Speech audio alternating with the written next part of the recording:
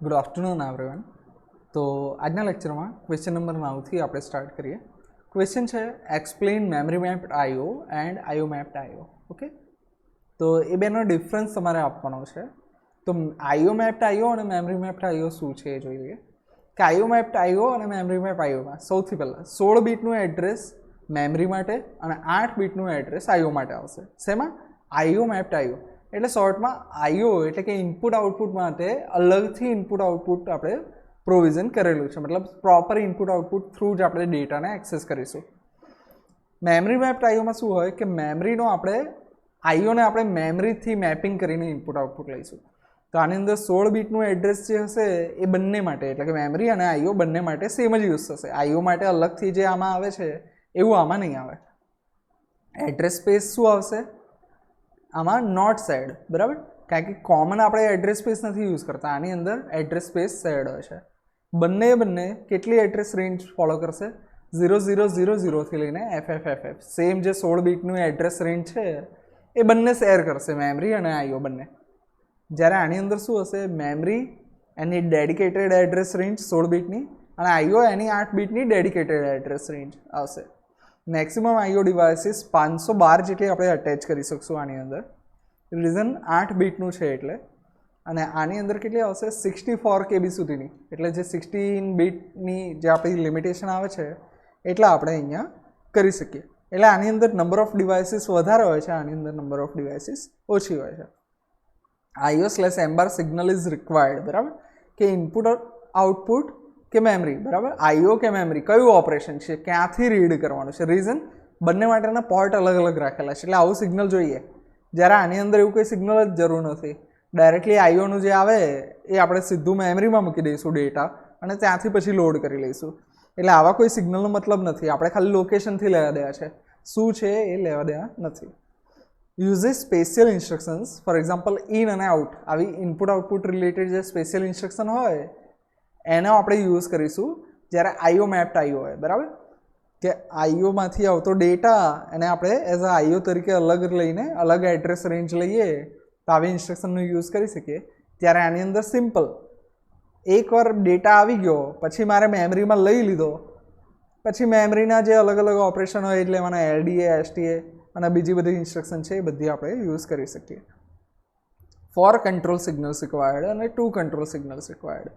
કયા 4? Memory read, memory write, IO write, IO read. IO read, IO write. ત્યારે આની અંદર બે જ આવશે, મેમરી રીડ, મેમરી રાઇટ. કારણ કે બધું અલ્ટિમેટલી શું કરીએ છીએ આપણે? મેમરી થ્રુ જ કરીએ છીએ. આઈઓમાંથી જે ડેટા આવે એને પણ મેમરીમાં નાખી દીધો અને ત્યાંથી જ રીડ કરવાનો. જ્યારે આની અંદર આપણે અલગ અલગ ડેડિકેટેડ રાખીએ છીએ એટલે અલગ અલગ 4 સિગ્નલ પોસિબલ થાય. મોર હાર્ડવેર રિક્વાયર્ડ આઈઓ મેપ્ડ આઈઓમાં. ત્યારે આની અંદર હાર્ડવેર ઓછું જોઈએ કારણ કે ડાયરેક્ટલી આપણે મેમરીમાં જ લઈ લઈએ છીએ. એટલે memory address space, IO address space, અને આની અંદર શું આવશે? આઈઓ અને મેમરી બંને આપણે એકની અંદર જ શેર કરેલી હોય.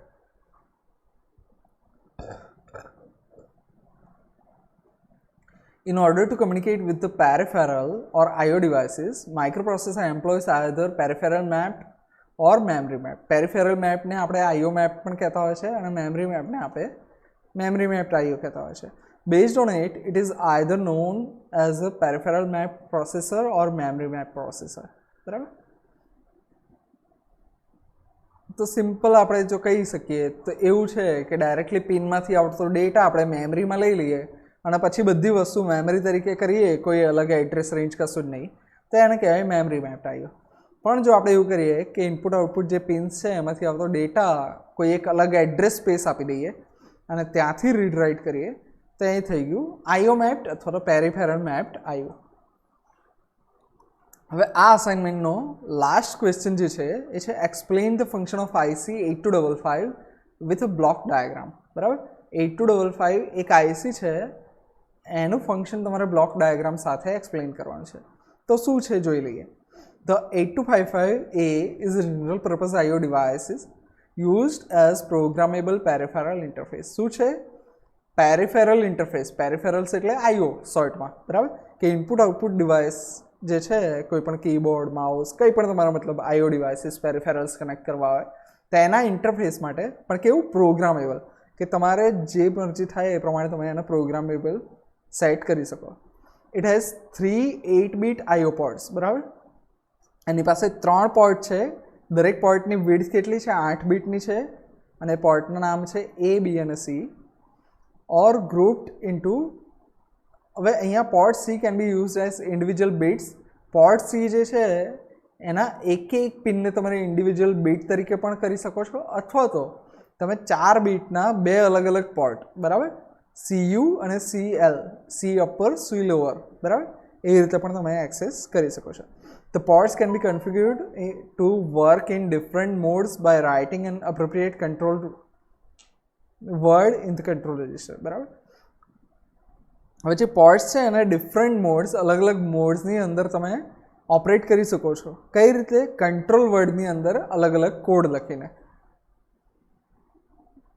હવે એનો પિન ડાયાગ્રામ કંઈક આ રીતનો હોય છે. તમે જો બેઝિકલી અહીંયા જુઓ તો PB0, B1, B2, B3, બરાબર, B0, B1, B2, 3, 4, 5, 6, 7, આ રીતે કંઈક એનું મતલબ પોર્ટ B હોય છે. એ જ રીતે A0, A1, A2, A3 4 pin અને 4 પિન આ બાજુ A4, 5, 6, 7, બરાબર. પોર્ટ A આવી ગયો ઉપર, પોર્ટ B આવી ગયો નીચે U શેપમાં. પોર્ટ C અહીંયા કંઈક આ રીતે આવશે કે પહેલાં C0, 1, 2, 3 અને પછી C4, 5, 6, 7, 0 અને પોઈન્ટ જોડે જોડે હશે. એક આ બાજુ વધશે, એક આ બાજુ વધશે, બરાબર. અને બીજી અમુક પિન્સ છે જેમ કે D0, D1, D2 up to D7, port D, બરાબર, ડેટા માટેની પિન, રીસેટ, રાઇટ બાર, રેડ બાર, ચિપ સિલેક્ટ બાર, CS બાર, ગ્રાઉન્ડ બાર, A1 અને A0, આ અમુક પિન્સ છે. તમારે પિન ડાયાગ્રામ ડિટેલમાં નથી આપવાનો, જસ્ટ ડ્રો કરવાનો છે. અને બ્લોક ડાયાગ્રામ જે છે એને પણ કંઈક આ રીતે ડ્રો કરવાનો છે કે લોજિકલ બ્લોક ડાયાગ્રામ ઓફ 8255. તો મેઇન જે છે કંટ્રોલ એન્ડ સ્ટેટસવાળું જે આપણે 8085માં હોય છે એ જ રીતે કંઈક અહીંયા પણ છે. Reset, A0, A1, read bar, write bar, read and write control logic, બરાબર. પછી મેઇન આવશે D7 to D0. મેઇન જે ડેટા છે એનો યુઝ કરીને આપણે અલગ અલગ પોર્ટ્સને આપણે અહીંયા યુઝ કરતા હોય છે કે ડેટા આવશે, ડેટા બસનું બફર આવશે. આ data 8-bit internal data bus જે છે એની આ છે આખી, બરાબર. ગ્રુપ બીનું કંટ્રોલ, ગ્રુપ એનું કંટ્રોલ, group A port A, group A port CU, group B port CL, group B port B. કઈ રીતે છે એક્ઝેક્ટલી? પોર્ટ B માટે ગ્રુપ B, પોર્ટ A માટે ગ્રુપ A. હવે પોર્ટ C જે છે એને 2 ગ્રુપમાં ડિવાઈડ કર્યું છે કે લોઅરને બીમાં નાખ્યું, હાયરને Aમાં નાખ્યું, બરાબર, અપરને Aમાં નાખ્યું, લોઅરને Bમાં નાખ્યું, બરાબર. તો આ રીતે અલગ અલગ પિન્સ તમારે બતાવવાની છે કે પોર્ટ A તો PA7 to PA0, lower upper તો PC7 to 4, લોઅર તો 3 to 0 અને PB7 to PB0. તો શોર્ટમાં કંઈક આ રીતે છે કે અલગ અલગ પિન્સ જે છે ત્યાંથી અલગ અલગ તો ડેટા તમે એક જ 8 બીટ થ્રુ અંદર મૂકી શકો. કામ શું કરશે આ એક્ઝેક્ટલી? કે આ જે અલગ અલગ પોર્ટ્સ છે મેઇનલી 8085ની તમારે મતલબ લિમિટેડ થઈ ગઈ. તો આ જે આટલા પોર્ટ્સ છે તમારા D0 to D7, આને તમે 8085 જોડે કનેક્ટ કરી દેશો, બરાબર. એટલે 8085નો કેટલો પોર્ટ રોકાશે? ખાલી એક જ પોર્ટ રોકાશે. પ્લસ આની પાસે હવે 3 પોર્ટ અવેલેબલ છે, બરાબર. એક થઈ ગયો તમારો પોર્ટ C, બીજું આ જે થઈ ગયું એ થઈ ગયો તમારો પોર્ટ B, અને એ જ રીતે ઉપર તમે જોયો હશે એ પ્રમાણે પોર્ટ A છે, બરાબર. તો આ જે છે બધા પોર્ટ, તો આ પોર્ટ પરથી ડેટા લેવો અથવા તો મૂકવો, ઇનપુટ અથવા આઉટપુટ, રીડ અથવા તો રાઇટ, એ કરીને પછી 8085ના એક જ પોર્ટ થ્રુ આ બધું કામ કરી લેશે. એટલે એક પોર્ટને 3માં કન્વર્ટ કરી આપશે આ જે ઇન્ટરફેસ છે 8255. કઈ રીતે? કે આમાંથી કોઈ પણ જગ્યાએથી ડેટા લેશે, એ ડેટા લઈને data bus buffer through data બસમાં આપી દેશે. રીડ રાઇટ એ બધું કંટ્રોલ મેનેજમેન્ટ આ IC કરી લેશે. એટલે નંબર ઓફ પિન્સ જ્યારે તમારે વધારવી હોય 8085ની ત્યારે તમે 8255નો યુઝ કરી શકો. કે 8085માં જેટલી પિન છે એટલી મને ઓછી પડે છે, તો હું શું કરીશ 8255 આની જોડે કનેક્ટ કરી દઈશ, તો મને વધારે પિન અવેલેબલ થઈ જશે. હવે એનો કંટ્રોલ વર્ડ તમારે એક્સપ્લેન કરવાનો છે. કંટ્રોલ વર્ડ શું છે? 8 બીટનો હશે, એટલે કે 1 બાઇટનો હશે. D7654321. એમાં D7 ડિસાઇડ કરશે કે D7 0 છે કે 1. તો એ પ્રમાણે થશે કે જો 0 હોય તો BSR મોડ આવશે, for port C no effect on IO mode. બરાબર, પોર્ટ સી માટે કોઈ અફેક્ટ નહીં થાય, બાકી BSR મોડ આવશે. અને જો D7 એટલે કે કંટ્રોલ વર્ડની હાઈએસ્ટ જે બીટ છે MSB એ 1 હોય તો કયો મોડ આવશે? IO mode. 0 હોય તો BSR મોડ અને 1 હોય તો IO મોડ. હવે જે IO મોડ છે એની અંદર કેટલા મોડ આવશે? મોડ 0, 1, 2 3 મોડ આવશે. ફર્સ્ટ મોડ 0 શું હશે? Simple IO for port A, B and C. Port A, B અને C માટે સિમ્પલ IO ઓપરેશન કરશે મોડ 0 ની અંદર. મોડ 1 ની શું થશે? એની અંદર handshake IO for port A and B. Port A અને B માટે હેન્ડશેક IO થશે અને પોર્ટ C ની બીટ્સ જે છે એને હેન્ડશેક માટે યુઝ કરશે. મોડ 2 ની અંદર શું થશે કે bidirectional data bus for PA, એટલે કે પોર્ટ A માટે bidirectional, port B either in mode 0 અથવા 1, પોર્ટ B ને આઈધર મોડ 0 અથવા મોડ 1 માં યુઝ કરી શકીએ. અને port C bits are use for handshaking. બંનેની અંદર સેમ છે કે port C bits are use for handshake, port C bits are use for handshake. Port C મોટાભાગે હેન્ડશેક માટે યુઝ થાય છે મોડ 1 અને 2 ની અંદર, જ્યારે મોડ 0 ની અંદર બધા સિમ્પલ IO ઓપરેશન માટે કામમાં આવશે. As shown in the above, there are two modes, BSR mode and IO mode. BSR તો બીટ સેટ રીસેટ મોડ એને શોર્ટમાં કહીએ, ફોલ ફોર્મમાં કહીએ છીએ આપણે, is used to set or reset the individual bits of port C.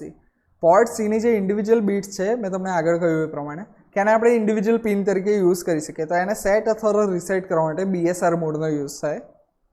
તો IO mode is further divided into 3 modes, mode 0, mode 1 and mode 2, જે આપણે ઉપર જોઈએ એ પ્રમાણે. મોડ 0 શું છે? Simple IO mode, where all the 3 ports A, B and C can be use as simple IO ports, એટલે કે ત્રણને આપણે સિમ્પલ IO પોર્ટ તરીકે યુઝ કરી શકીએ.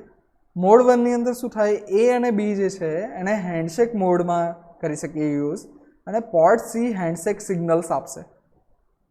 મોડ 2 ની અંદર પોર્ટ A જે છે એ બાય ડાયરેક્શનલ આવશે અને પોર્ટ B જે છે એને આપણે બાય ડાયરેક્શનમાં નહીં યુઝ કરી શકીએ, અને પોર્ટ C જે છે એઝ ઇટ ઇઝ હેન્ડશેકિંગ માટે યુઝ થશે.